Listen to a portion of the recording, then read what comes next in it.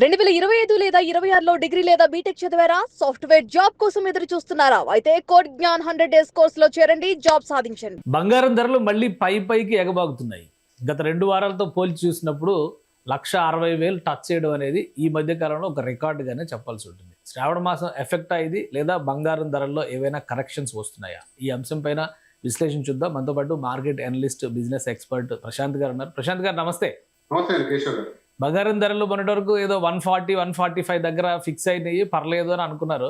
కానీ ఇప్పుడు బంగారం ప్రియులు భయపడే పరిస్థితి, మళ్ళీ 160కి టచ్ అవుతుందని చెప్పని గత 2-3 రోజులుగా వచ్చినటువంటి పరిణామాలు ఏంటి ఈ రోజు ట్రెండ్? ఖచ్చితంగా అండి కేశవ్ గారు, ఇప్పుడు మనం చూసుకుంటే 2025లో దాదాపుగా 75%, 80% రిటర్న్ ఇచ్చిన బంగారము దాదాపుగా ఐ థింక్ ఇరాన్ తో అమెరికా యుద్ధం మొదలయ్యే వరకు కూడా 1,68,000 వరకు కూడా వెళ్ళిన సందర్భం మనం చూసాం.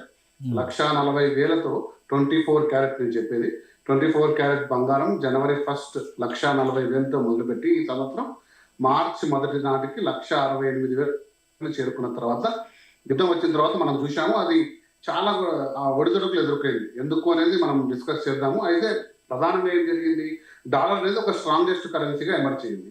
ఎప్పుడైతే డాలర్ స్ట్రాంగెస్ట్ కరెన్సీగా ఎమర్జ్ అయిందో యుఎస్ ట్రెజరీ బాండ్స్ 4% నుంచి 4.5% వడ్డీ రిటర్న్లు ఇవ్వడం స్టార్ట్ చేసిందో ఆటోమేటిక్గా ఇన్వెస్ట్మెంట్లు మొత్తం కూడా డాలర్ల వైపు వెళ్ళాయి.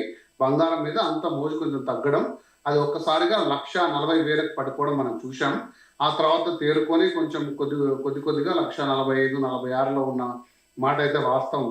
అయితే ఈ 2-3 వారాల్లో పెద్ద మార్పు చూసాం. ప్రధానంగా ఈ లాస్ట్ 1 వీక్ లో కూడా 8,000 to 9,000 చేంజ్ వచ్చేసి ఈ రోజు మనం మాట్లాడుతున్న టైంకి near about 1,60,000 24 carrot 10 grams gold చేరుకున్న సందర్భం వచ్చింది.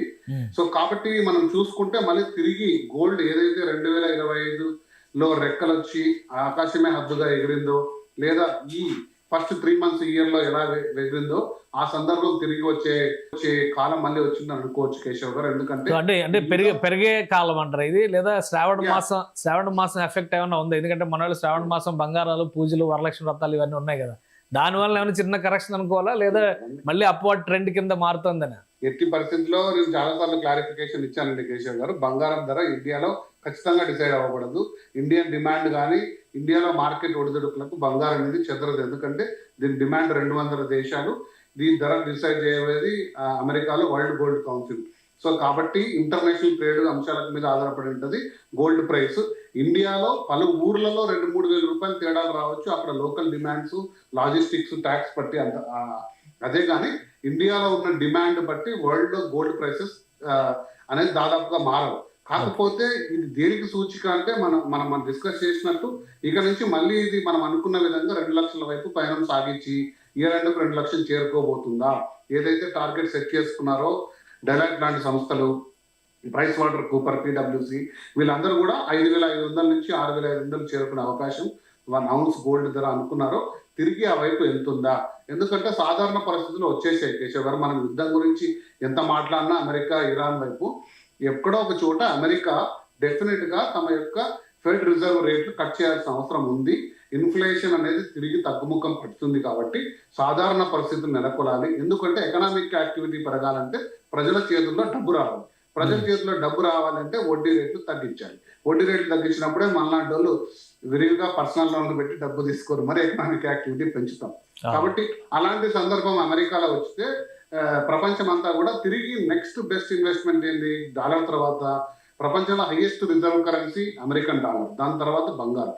సో బంగారం మళ్ళీ విరివిగా కొనడం మనము దేశాలు, ఇదొక వాస్తవం. అయితే తిరిగి బ్రిక్స్ దేశాలు, ప్రధానంగా చైనా, డాలర్ వెపనైజేషన్ అయిపోతుంది. దీన్ని అరికట్టాలంటూ ప్రధానంగా లాస్ట్ 2 years మనం చూశాము. ప్రపంచ దేశాల బ్యాంకులు విరివిగా కొన్నది, ఇండియా కూడా 50 టన్నులు కొనింది. సో కాబట్టి తిరిగి ఆ మార్గంలో వెళ్తున్న సందర్భం చూస్తుంటే బంగారం తిరిగి తన మునుపటి ఫామ్ అందుకోబోతుందన్న అంచనాలు అయితే కనపడుతున్నాయి కేశవ్ గారు. కాబట్టి ఈ ప్రైస్ అనేది బంగారు ప్రియులకు, బంగారంలో ఇన్వెస్ట్ చేయాలనుకున్న వాళ్ళకు కూడా డెఫినెట్ గా ఒక అలర్ట్. ఇది ఒక ఇన్ఫర్మేషన్ మీరు కన్జ్యూమ్ చేసుకొని స్థిరంగా కూడా ఇన్వెస్ట్మెంట్ చేసుకుంటే అది మంచి రిటర్న్స్ ఇచ్చే అవకాశం కనబడుతుంది.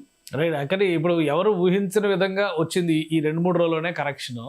అలానే ఇదే ట్రెండ్ డిసెంబర్ నాటికి ఎంతవరకు వెళ్ళొచ్చు? మీరు 2 లక్షలు అంటున్నారు. 2 లక్షలు టచ్ చేయడం అంటే ఈ నియర్ బై ఒక నెల రోజుల్లోనో లేదో 10 రోజుల్లోనో జరిగేటువంటి ప్రక్రియ, డిసెంబర్ వరకు వెయిట్ చేసేటువంటి రేట్ అది? ఖచ్చితంగా కేశవ్, ఇది నా యొక్క అభిప్రాయం అనే అనాలిసిస్ అనే కాదు, నేను మల్టిపుల్ ఆర్టికల్స్ మనం చూసాము. బంగారం అనేది అంటే ప్రపంచ అనలిస్ట్ సంస్థలు కూడా ప్రధానంగా నెక్స్ట్ మార్చ్ టు సమ్మర్ లోపల 2 లక్షల నుంచి 2,50,000 వరకు కూడా అంచనాలు వేసే సందర్భం ఉంది.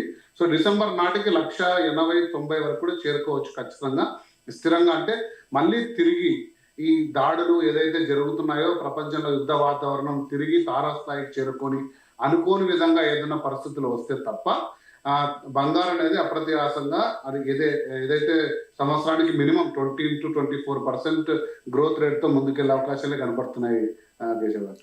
రైట్. వెండి పరిస్థితి ఏంటంటే, వెండి కూడా ఈ లాస్ట్ 2 months లో చూస్తే హైయెస్ట్ రేట్కి వెళ్ళిందని చెప్పి అంటున్నారు. 2,60,000 ఈ రోజు ఉంది. వెండి పరిస్థితి మనం డిస్కస్ చేశాము. వెండి బంగారం దాదాపుగా పరిస్థితులు సేమ్ అవుతుండొచ్చు, కానీ వెండిలో హెచ్చు తగ్గులు చాలా ఎక్కువ ఉంటాయి కాబట్టి మీరు ఇన్వెస్ట్మెంట్ చేస్తుంటే జాగ్రత్త. ఇదే రీతిలో మనం వెండిని దాదాపుగా 4 లక్షల వరకు చూసాం. 4,10,000, 4,20,000 వరకు చూసి ఈ రోజు మనం చూస్తే పరిస్థితులు 2,20,000, 30,000 పడిపోయి మళ్ళీ స్థిరంగా 2,60,000 వచ్చిన సందర్భం ఉంది. వెండి అయితే ఖచ్చితంగా డిమాండ్ తరగదండి, ఎందుకంటే వెండికి ఇండస్ట్రియల్ నీడ్స్ ఉంది, ఎకనామిక్ యాక్టివిటీలో ప్రధాన భాగము. అండ్ వెండి కూడా మైనింగ్ చేసి తీసే సమయం కూడా లేదు, కాబట్టి వెండికి కూడా రెక్కలు వచ్చే సమయం ఉంది. దీన్ని కూడా బంగారంతో పాటు వెండి కూడా ర్యాలీ అవుతుంది, ఇంకా పెద్ద రేట్కే అవుతుంది వెండి కూడా. కాకపోతే ఎప్పుడన్నా కరెక్షన్స్ వచ్చినప్పుడు వెండిలో ఉన్న ఒడిదుడుకు చాలా పెద్దది. సో దాన్ని తట్టుకునే ఇది మీకుంది, లాంగ్ టర్మ్ లో హోల్డ్ చేసుకుంటాము అంటే. ఎందుకంటే చాలా మంది 3-3.5 లక్షలు పెద్దగా పెట్టుబడులు పెట్టారు, నాకు తెలిసిన మిత్రులు కూడా, వాళ్ళు కూడా హోల్డ్ చేసుకునే ఉన్నారు. వెండి ఎప్పుడైనా ఖచ్చితంగా పెరుగుతుందని. సో అంత పెద్ద మొత్తంలో మీరు బ్లాక్ చేసుకోగలిగితే డెఫినెట్ గా కూడా మీరు ముందుకెళ్ళే అవకాశం ఉంది వెండిలో కూడా. రైట్. థ్యాంక్ యూ ప్రశాంత్ గారు విశ్లేషణ అందించినందుకు. ఇది బులియన్ మార్కెట్లో మళ్ళీ అప్వర్డ్ ట్రెండ్ మొదలైంది, 2 లక్షలు టచ్ చేసేటువంటి టైం దగ్గరలోనే ఉందని ప్రశాంత్ గారు చెప్తున్నారు. ఇక వెండి ధరలు కూడా పెరుగుతున్నాయి అమాంతం. అటు వెండి మార్కెట్, ఇటు బంగారు మార్కెట్ పెరిగితే కనుక భారతదేశంలో వినియోగదారులు కూడా ఆందోళన చెందే పరిస్థితి ఉంటుంది. సో రాబోయే రోజుల్లో ఫ్యూచర్ ఇన్వెస్ట్మెంట్ చేయాలనుకుంటే మాత్రం ఆచితూచి అడిగేయండి. ఇంకా 2027 జనవరి మార్చి నాటికి ఖచ్చితంగా ఈ ధరలు పెరిగే అవకాశం ఉందని చెప్పని ప్రపంచ నిపుణులు కూడా హెచ్చరిస్తున్నారని ప్రశాంత్ గారు విశ్లేషిస్తున్నారు. ఇది స్పెషల్ డిస్కషన్. Keep watching.